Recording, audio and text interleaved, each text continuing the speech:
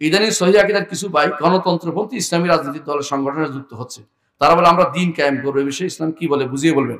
প্রিয় ভাইয়েরা, ওদের নিয়তের খারাপ আমরা বলছি, নিয়ত ভালো। নিয়ত ভালো হলে কি সব পাওয়া যায়? নিয়ত ভালো হলে সব পাওয়া যায়? বিশ্বাস করেন, যারা মুতাজিলা হয়েছে, যারা খারেজি হয়েছে, যারা শিয়া হয়েছে, এরা কিন্তু নিয়ত খারাপ করেনি। রসুলের বংশকে কষ্ট দিয়েছে, এই জন্য শিয়া হয়েছে। রসুলের বংশকে কষ্ট দিছে, বুঝলেন নাই? আপনাদের রাজবাড়িতে কি হবে কি বলি, কোনটা বলবো? রাজবাড়ির অবস্থা খুব খারাপ।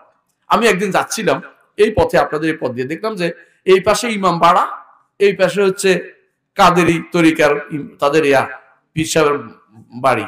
তো কি করছে, ওই মহরম উপলক্ষে অনুষ্ঠান করবে পীর সাহেবেরা, জায়গা দিছে ইমাম বাড়াওয়ালারা।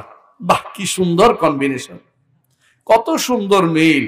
হ্যাঁ, মিলেমিশে থাকতাম, আগে কত ভালো ছিলাম, ওহাবিরা আমাদেরকে বরবাদ করিয়ে দিল, তাই না?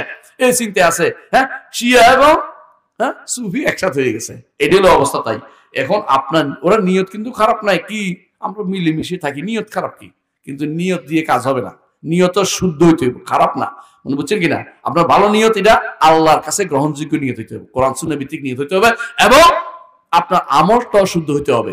ওনারা যেটা করছে আমরা বলি না, ওনারা দিন কায়েম করুক, আলহামদুলিল্লাহ, আমরাও চাই দিন কায়েম হোক, তো এটা চাইতেই হবে। ইমানদার বলছে নবী রাসূলদের মধ্যে বড় বড় 5 জন রাসূলকে আল্লাহ তাআলা নির্দেশ দিয়েছেন দিনটা প্রতিষ্ঠা করতে।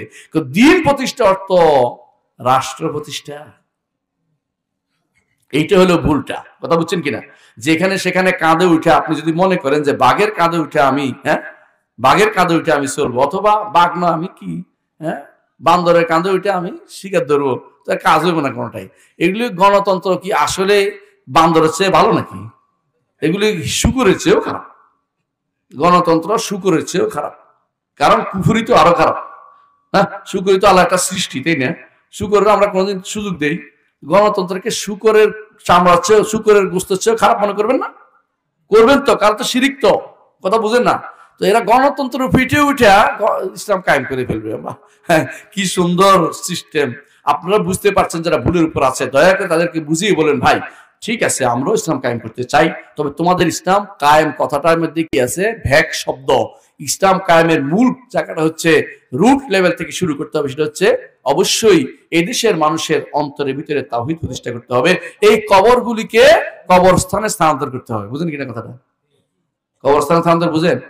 আমি মাঝে মধ্যে বলি, ঢাকা শহরে যে সমস্ত এই মাঝখানে কবরগুলি আছে না, একটা গুলিস্তান মাঝখানে একটা আছে না, এই বেটা খুব কষ্ট পাচ্ছে, কারণ সারাক্ষণ ভ্যাঁ ভো, তাই না? এই যে গোলাপশাহ মাজার কয়, হ্যাঁ, এইটাকে যদি কোনো কষ্ট করে উঠে ওলি আল্লাহদের জায়গা পাঠাই দেওয়া হইতো, কোথায়? আজিমপুরে, তাহলে খুব ভালো হইতো, কারণ এই বেটা জায়গাটাও মুক্ত হইতো, আর শব্দ দূষণ থেকে বেচারা বেঁচে যেত। কিন্তু দেখা যাচ্ছে ওনারা শব্দ দূষণ নিয়ে থাকতে চায়, কারণ লাভ আছে। বিশাল বিশাল ডেক্সি, খাবার, কবর, গাঞ্জা, কোনোটাই কম নাই ওখানে, সবটাই চলে, বুঝছেন না? নারী ও সব চলে ওখানে, নাউজুবিল্লাহ। এই হচ্ছে হারামিদের কারবার, বুঝেন না? ওরা কিন্তু যারা কবর পূজা করছে, নিয়ত খারাপ নাকি? বহুত নিয়ত বালা। কি নিয়ত বালা? হুজুর যদি আমার উপর সন্তুষ্ট হয়ে যায়, আল্লাহ সন্তুষ্ট হয়ে যাবে। এই যে এই নিয়তটা তার কাছে ভালো, আসলে ভালো না, বুঝছেন কিনা? আল্লাহর কাছে গ্রহণযোগ্য নিয়ত না। এই জন্য শিখতে হবে আপনার কোনটা গ্রহণ করতে হবে, শিখতে হবে। ওনারা যে পদ্ধতি বলছে, এই পদ্ধতি ইসলামের পদ্ধতি না, এটা গ্রহণযোগ্য কোনো পদ্ধতি না, এটা ভুলের উপর আছে।